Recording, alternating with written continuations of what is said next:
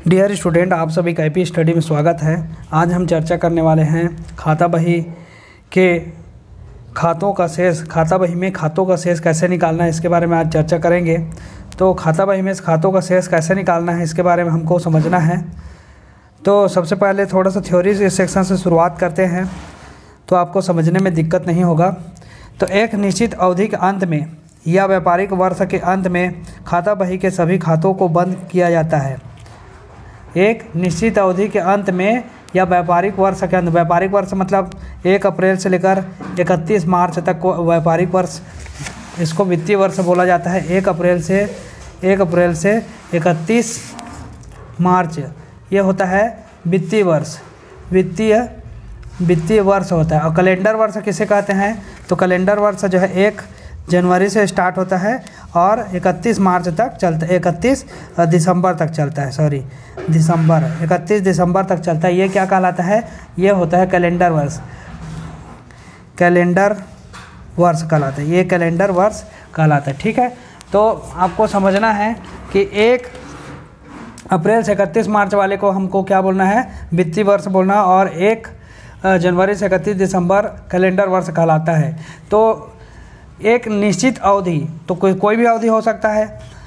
1 जनवरी से 31 मार्च तक का, 1 जनवरी से 31 दिसंबर तक का हो सकता है, या 1 अप्रैल से 31 मार्च तक का हो सकता है ना।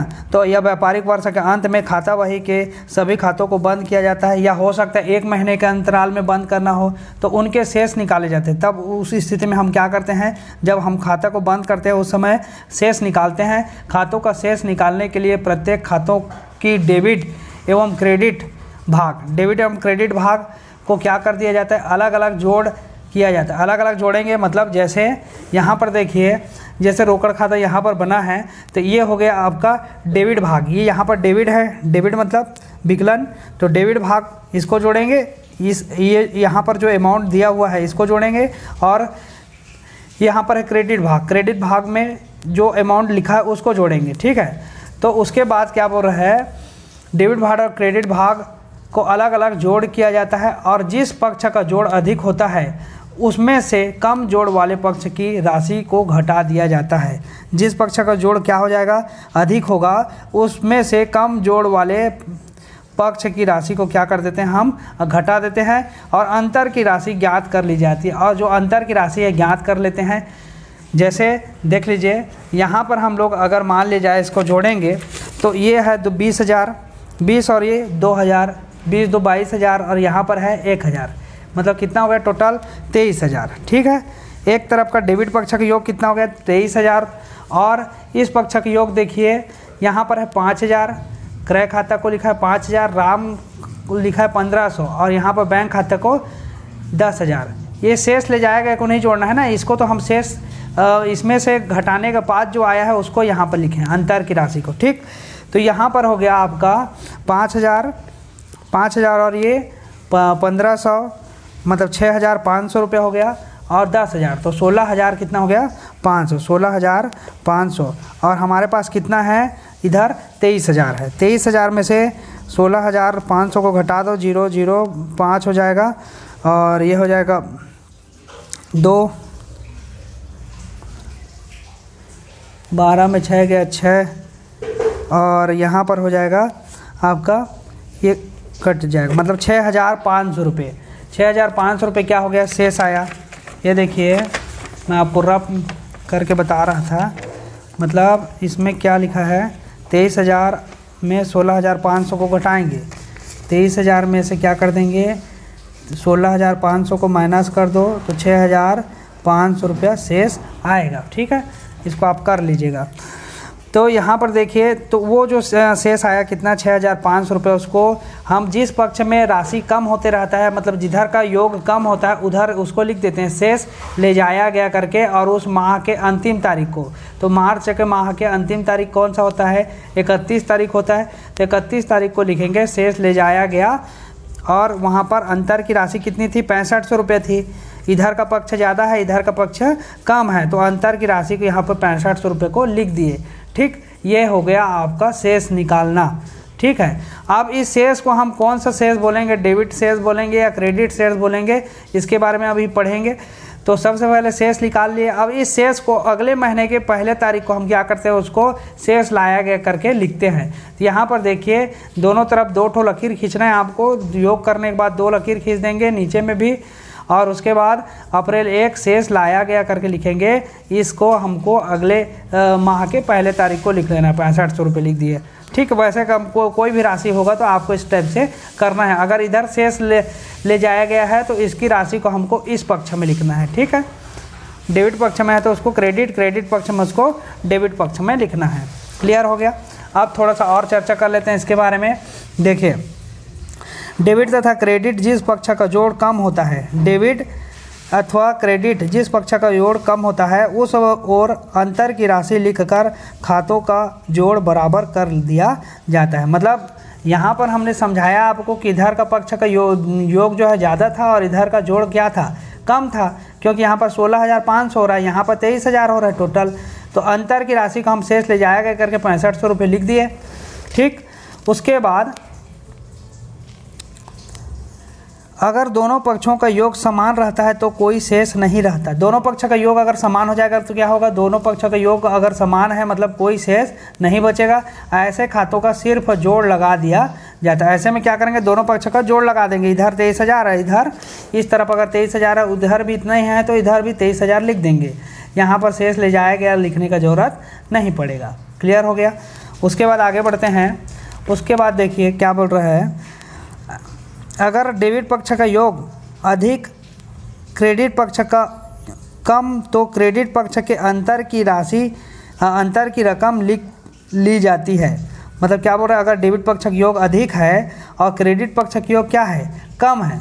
यहाँ पर देखिए डेबिट पक्ष का योग अधिक है, इस पक्ष का योग क्या है, डेबिट पक्ष है, ये अधिक है। विकलन पक्ष का योग और समाकलन पक्ष का योग मतलब क्रेडिट पक्ष का योग क्या है, कम है।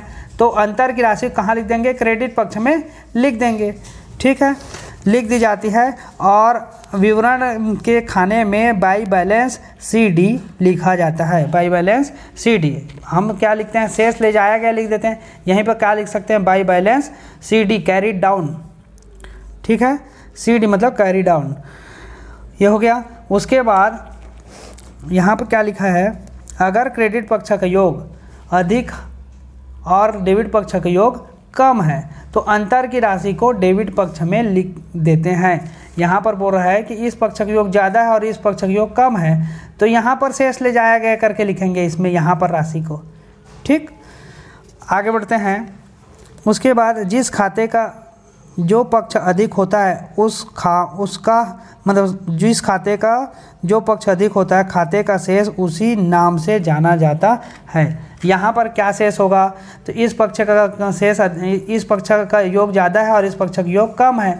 मतलब इधर का ज़्यादा होने पर हमको इधर शेष ले जाना पड़ा इतना रुपया, तो ये क्या कहलाएगा, डेबिट शेष कहलाएगा। ठीक है, मतलब यहाँ पर क्या बोल रहा है, जिस खाते का जो पक्ष अधिक होता है, जो पक्ष मतलब यहाँ पर ये पक्ष अधिक है, डेबिट पक्ष है ना, खाते का शेष उसी नाम से जाना जाता है। तो यहाँ पर भी क्या होगा, ये जो शेष है वो क्या कहलाएगा, डेबिट शेष कहलाएगा। जैसे डेबिट पक्ष का योग अधिक होने पर क्रेडिट तरफ जो शेष निकलता है, क्रेडिट तरफ यहाँ पर देखिए डेबिट पक्ष का योग अधिक है और क्रेडिट तरफ जो शेष निकलता है, यहाँ पर जो शेष आया है ना, वह डेबिट शेष कहलाएगा। क्लियर हो गया, वह कौन सा शेष कहलाएगा, डेबिट शेष कहलाएगा। इसी प्रकार क्रेडिट पक्ष का योग अधिक होने पर डेबिट तरफ जो शेष निकलता है, मतलब इधर का योग ज़्यादा है और इधर का योग कम है ना, इधर का योग ज़्यादा इधर का योग कम है, तो हम यहाँ पर लिखेंगे शेष लाया गया ले जाया गया करके, शेष ले जाया गया करके, या बैलेंस बाई बैलेंस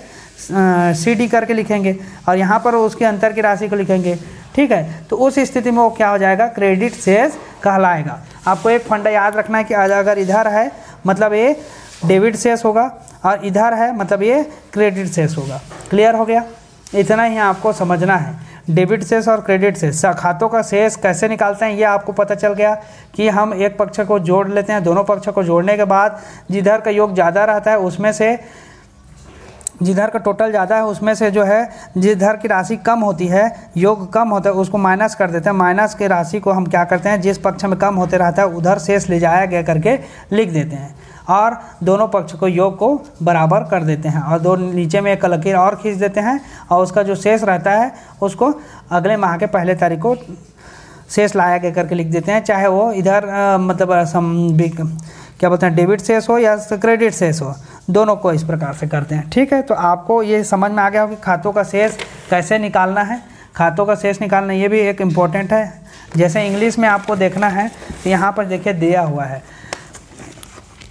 तो यहाँ पर जैसे वही क्वेश्चन है, यहाँ पर 23,000, यहाँ पर भी 23,000 हो रहा है। तो यहाँ पे क्या हुआ, इधर का योग ज़्यादा है और तो यहाँ पे क्या किया गया, 31 तारीख की डेट में बाई बैलेंस CD कर दिया गया है ना 6500 रुपये, और उसी को फिर अगले माह क्या किया टू बैलेंस BD, ठीक, यहाँ पे 6500 रुपये। ठीक है, तो इसी प्रकार से यहाँ पर देखिए दिया हुआ है विकलन राशि के योग। विकलन राशि मतलब इस तरफ डेबिट तरफ का योग कितना है 20,000, 2,000 और 1,000, कितना हो गया 23,000, और इधर का जोड़ देंगे समाकलन पक्ष का योग, तो क्या है क्रेडिट पक्ष का योग है 5,000, 1,500 और 10,000, तीनों को जोड़ दिए क्यों 6500 तो बैलेंस है, इन दोनों को जोड़े तो इसमें 23,000 और इसमें 15,000 16,500 हो रहा है, तो इसमें से इसको घटा दिए तो कितना आया 6500 रुपया आया। इसी 6500 को हम क्या कर दिए बाई बैलेंस CD करके यहाँ पे लिख दिए। ये हो गया आपका खातों का शेष निकालना। इस टॉपिक को आपको समझाना जरूरी था। इस कार्य को आपको सभी खाता बही जब भी बनाएंगे आपको करना पड़ेगा, इसलिए मैं आपको बता दिया हूँ। इसके बाद हम जो है खातों को बंद कैसे करना है इसके बारे में चर्चा करेंगे। वीडियो को देखने के लिए आपका बहुत बहुत धन्यवाद।